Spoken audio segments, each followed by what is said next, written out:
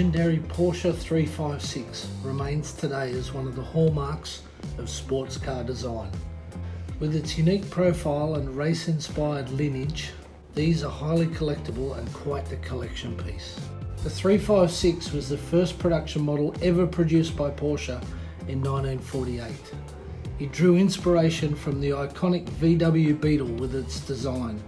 However, with its precision build quality and attention to detail, saw it remarketed as a luxury sports coupe. A few years later, the 356 SC model was released in 1964 as the top of the range of their C model line.